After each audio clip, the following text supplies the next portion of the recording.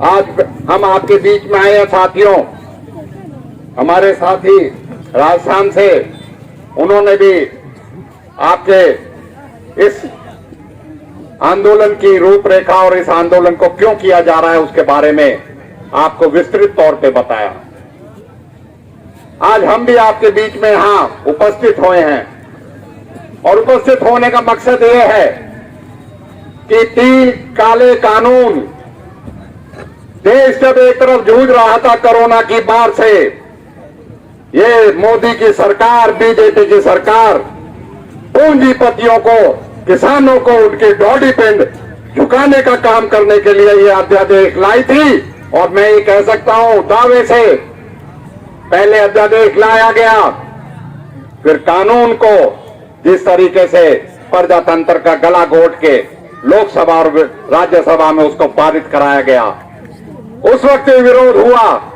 लेकिन जब इंतहा हुई, किसान उठा, और मैं इस बात के लिए मुबारकबाद देता हूं कि किसान वो ताकत है जो देश का नहीं दुनिया का पेट भरने का काम करता है। और जहां तक दुख तकलीफ की बात है, ये तो इसके चोली दामन का साथ है, इसे कभी दुख तकलीफ का एहसास नहीं होता।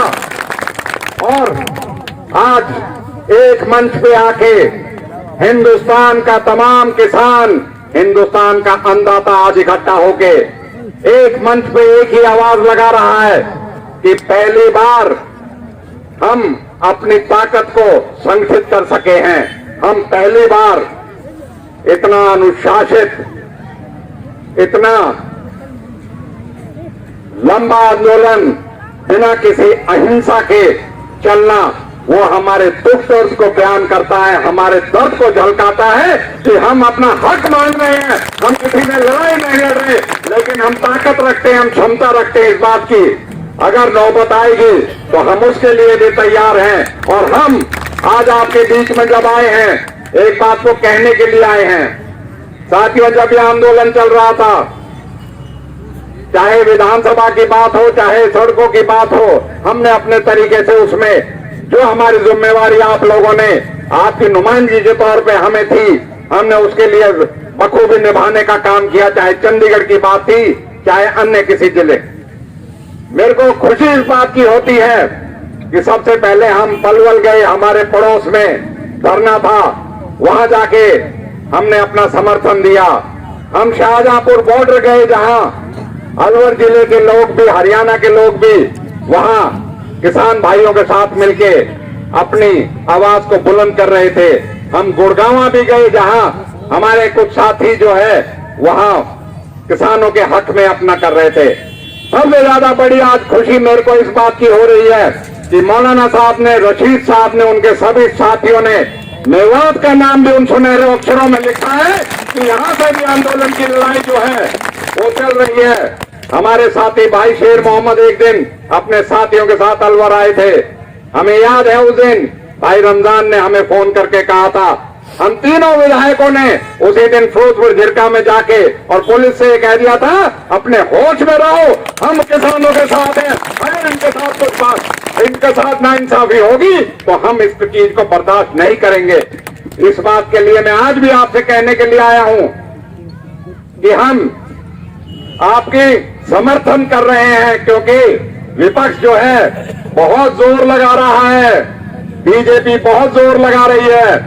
कभी तो किसानों की ताकत को, किसानों के अनुशासन को, किसानों की एकता को ये कहती है ये किसी के उकसाए हुए हैं। कभी हमारी पार्टी के ऊपर इल्जाम लगाते हैं कि ये उकसाए हुए हैं। अरे मोदी जी, हम किसी के उकसाए हुए किसान नहीं हैं, हम आपके सताए हुए कानून के खिलाफ हम आए हैं, हम किसी के बहकावे में नहीं आने वाले। आज सभी आंदोलन को नाम दिया जाता है खालिस्तानी का, कभी उग्रवाद का, कभी दूसरे नाम दिए जाते हैं। मैं आज दावे के साथ कह सकता हूं, किसान ने इस आंदोलन को, ये किसान का आंदोलन नहीं रहा, अब ये जन आंदोलन बन गया।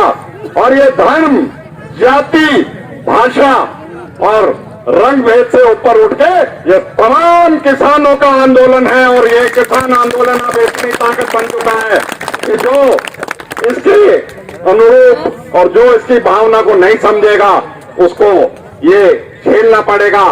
आज मैं आपके बीच में इस बात को कह सकता हूं, अभी तो एक शुरुआत हुई है। हरियाणा का मुख्यमंत्री अपने जिले में हरियाणा का मुख्यमंत्री होते हुए जनसभा नहीं कर सका, इससे शर्म की बात और क्या हो सकती है, आप देख सकते हो। लेकिन इनके जो चेले हैं, इनके जो अनुयायी हैं, क्योंकि ये राजनीतिक दल नहीं रहा, ये अब ऐसा संगठन रह गया, इसमें भक्ति होती है। वो एक दिन का उपवास रखते हैं कि हम SYL कर रहे हैं। वो उपवास नहीं था, वो हमारे किसानों का उपहास था जिसके उन्होंने मजाक बनाया था। और ऐसे दलों को, ऐसे नेताओं को भी सबक सिखाने का हमारे पास समय आएगा। मैं आज आपके बीच में एक बात कह सकता हूं, यहाँ हमारे पड़ोस में साहिब हत्याकांड हुआ था।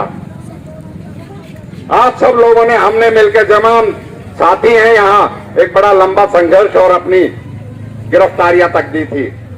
हम उस नाइंसाफी को भूले नहीं हैं। बेशक बीजेपी के दामन में जाके आज बहुत से नेता वहां बैठ गए हों जो उस वक्त जो है आपके आंदोलन में साथ रहते थे। हम आने पे ऐसे जो हमारे साथ नाइंसाफी हुई है उसका सजा उनको जरूर दिलाएंगे जिन्होंने हमारे साथ ये किया है। मैं आज आपके बीच में ये कहते हुए, हमारे भाई साहब खान ने, और मैंने इनसे पहले ही कह दिया था कि अब ये कहीं इनको दिक्कत नहीं आनी चाहिए। भाई मैं अपने साथियों से और से कहूंगा, भाई ये किसी दल की और उसकी राजनीति की लड़ाई नहीं है। जितने मेरे साथी हैं, जितने आज हैं और लोग हैं, भाई रशीद कह रहे थे आप भी थोड़ा नरम रहो, चुनाव भी चल रहा है, ये सारे के सारे आपके बीच में आएंगे। जब ये जनता आएगी तो इनके पीछे पीछे ठोंडा भी आएंगे और सरपंच भी आएंगे और सारी चीजें आते जाएंगी। मैं फिर से मौलाना साहब को, और क्योंकि जब मेवात का नाम आता है तो तबलीग का नाम और मौलानाओं का और हमारे आलिमों का नाम हमेशा आता रहेगा। और मीर के मदरसे में भाई समय सिंह हमारे साथी हैं, इन्होंने कहा था, मैंने कहा मैं जरूर आऊंगा। कल ही हम चंडीगढ़ में अपनी गिरफ्तारी, एक एक नहीं दो गिरफ्तारी देके आज आपके बीच में आए हैं। इसी बात को दोहराने के लिए हमारा आपका जो ये संघर्ष है, ये किसी साजिश में, किसी राजनीतिक चाल में या आपसी हमारे फूट में नहीं चलना चाहिए। ये लंबा चलेगा तो हमें लंबा मिलके इसके लिए पूरी अपनी ताकत लगानी है, जिससे कि इस निर्दयी सरकार को, इस गूंगी बहरी और इस अहंकारी सरकार को यह एहसास हो जाए कि किसानों की बात को मानने के बाद ही आज उससे हम निजात ला सकते, नहीं तो ये आंदोलन आज मैं कह सकता हूं कि दुनिया में सबसे अनुशासित और सबसे अहिंसक आंदोलन में शामिल होता जा रहा है और अपना इतिहास दर्ज कराएगा। ये सरकारें तो क्या चीज हैं, हमारे इलाके ने तो पूरे साम्राज्य के साम्राज्य बदल दिए हैं। इसलिए मैं इस बात को कहते हुए कि आप लोगों को अपना इतिहास को याद रखते हुए और नौजवानों से कहूंगा, आप अपने होश को, आप अपने जोश को काबू में रख के हमारे जो ये संचालन कर रहे हैं, हमारे जो ये नेतृत्व कर रहे हैं इस धरना का, इसके अनुरूप ही चल के इसको आगे तक, और इसको एक हमें पूरा, जब तक हमें इंसाफ नहीं मिल जाता, जब तक इसको चला के रखने की जरूरत है।